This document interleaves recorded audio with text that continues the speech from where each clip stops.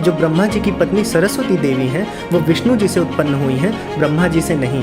या ब्रह्मा व्यक्ति है ही नहीं, सरस्वती व्यक्तित्व है ही नहीं, तो फिर विवाह वाली बात, बच्चे वाली बात कहाँ से उत्पन्न हो जाती? ये तो देहधारियों का धर्म है ना। ब्रह्मा जी को भगवान विष्णु ने बनाया। सृष्टि रचते समय ब्रह्मा ने एक गलती की, वे बिना कोई शर्त रखे हर चीज बनाते गए। इसीलिए किसी ने भी ब्रह्मा के मंदिर बनाने के बारे में नहीं सोचा। माँ सावित्री क्रोधित हो गई और उन्होंने 4 लोगों को 4 श्राप दिए और ब्रह्मा जी को ये श्राप मिला कि कोई भी उनकी पूजा नहीं कर पाएगा। ब्रह्मा जी ने कहा नारद जी से तुम शादी कर लो, तो नारद जी ने कहा आप कैसे निर्दयी पिता हैं, बेटे का कल्याण नहीं चाहते, मुझे भक्ति नहीं करने दे रहे, शादी कर लो, शादी कर लो। जाओ मैं आपको भी श्राप देता हूँ, आपकी पूजा नहीं होगी। दोस्तों, सबसे पहले जानने वाली बात है कि क्या भगवान को श्राप दिया जा सकता है? क्या ईश्वर पूजनीय हो सकता है?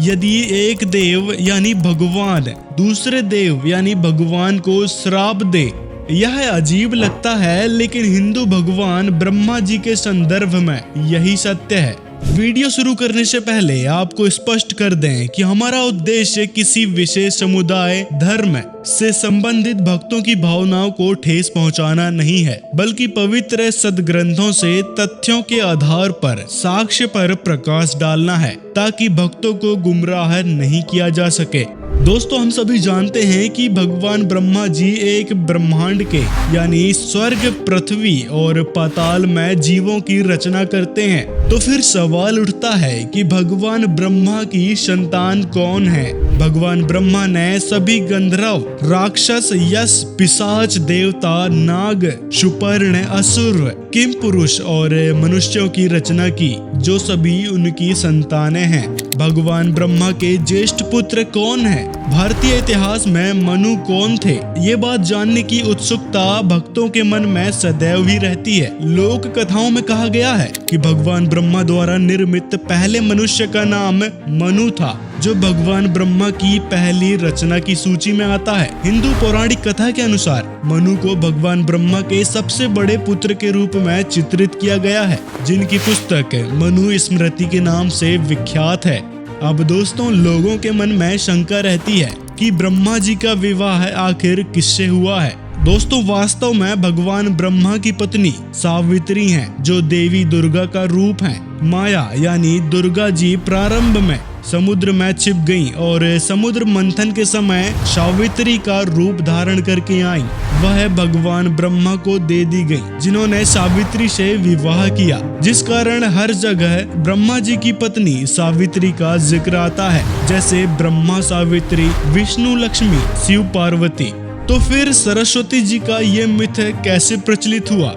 आइए भगवान ब्रह्मा के बारे में पवित्र श्रीमद् भागवत गीता में लिखे कुछ तथ्यों पर विश्लेषण करते हैं। श्रीमद् भागवत गीता के अध्याय 2 में वर्णित एक सच्ची घटना यह सिद्ध करती है कि ज्ञानेश्वर अर्थात ज्ञानी भगवान ब्रह्मा है। भगवान ब्रह्मा विद्वान हैं, वह चारों वेदों के पारंगत माने जाते हैं और ब्रह्मपुरी में देवताओं को ज्ञान सुनाते हैं। ब्रह्मपुरी में गुरु उपदेशक होते हुए भी भगवान ब्रह्मा विकारों पर विजय नहीं पा सके। लेकिन कैसे? इसके लिए पवित्र गीता के कुछ अंश सिद्ध करेंगे कि भगवान ब्रह्मा की पुत्री कौन है और ब्रह्मा जी ने कौन सा घोर पाप किया था। वृतांत इस प्रकार है कि एक दिन ब्रह्मा जी की सभा में बहुत से युवा देवता ज्ञान सुनने के लिए आए थे।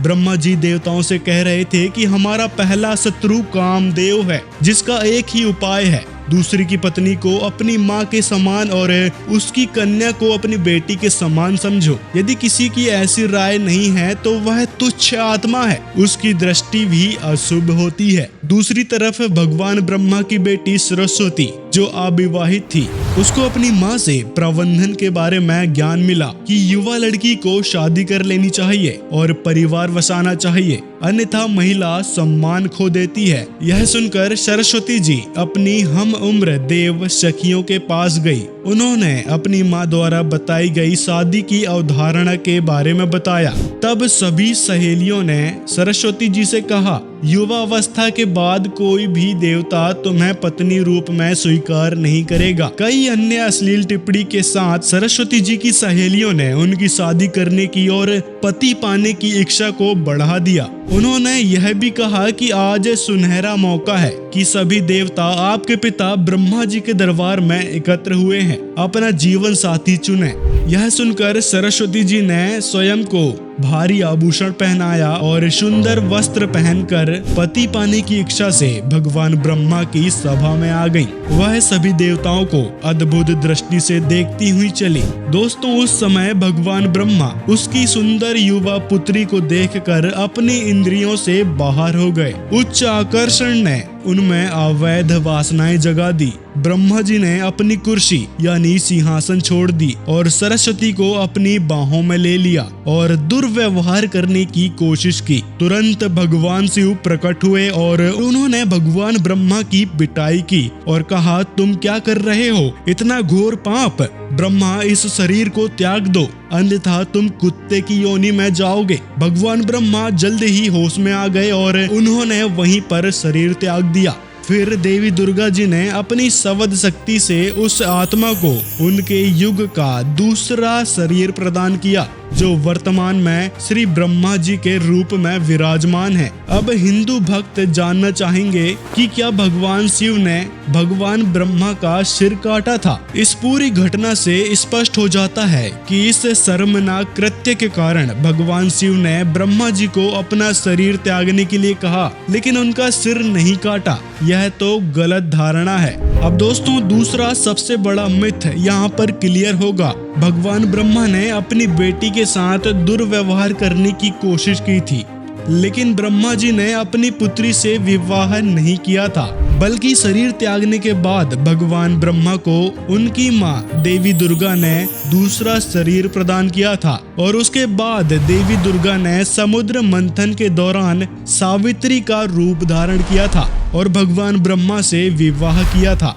इससे ये सिद्ध होता है कि भगवान ब्रह्मा ने अपनी पुत्री से नहीं बल्कि दूसरे शरीर में स्थित सावित्री यानी जो कि देवी दुर्गा का ही रूप थी, उससे विवाह किया था। अब दोस्तों, सबसे बड़ा सवाल लोगों के मन में ये भी रहता है कि भगवान ब्रह्मा जी के मंदिर क्यों नहीं है और हिंदू धर्म में ब्रह्मा जी की पूजा क्यों नहीं की जाती। पवित्र वेदों और पवित्र कबीर सागर में वर्णित एक और सत्य स्पष्ट करता है कि भगवान ब्रह्मा ने अपनी माँ दुर्गा से झूठ बोला था, जिससे वे नाराज हो गईं। दुर्गा जी ने भगवान ब्रह्मा को श्राप दिया, आपकी पूजा कभी नहीं की जाएगी। दोस्तों, दुर्गा जी के इस श्राप के कारण ही ब्रह्मा जी की पूजा नहीं की जाती है। कोई भी हिंदू परिवार अपने घर में ब्रह्मा जी को नहीं रखता और जैसे कि वे भगवान विष्णु, भगवान शिव, भगवान गणेश और दुर्गा जी आदि की करते हैं, यही कारण है कि भगवान ब्रह्मा के कोई मंदिर नहीं बने हुए हैं।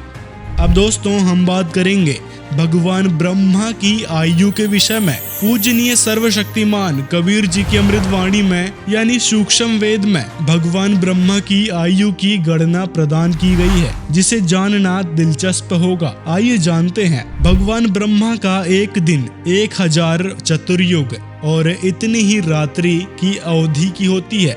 एक दिन 1000 चतुर्युग प्लस एक रात 1000 चतुर्युग, इसका मतलब है ब्रह्मा जी का एक दिन 2000 चतुर्युग का हो गया। अब महीने के 30 दिन गुना में 2000 चतुर्युग यानी 60,000 चतुर्युग हो गया।